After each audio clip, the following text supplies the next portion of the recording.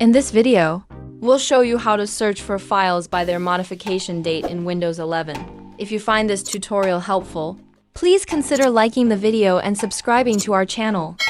This method is a great way to locate files. First, open File Explorer and navigate to the folder where you'd like to search. At the top of the window, you'll see columns like Name, Type, and Size. Right-click on one of these column headers or right-click in the empty space next to them.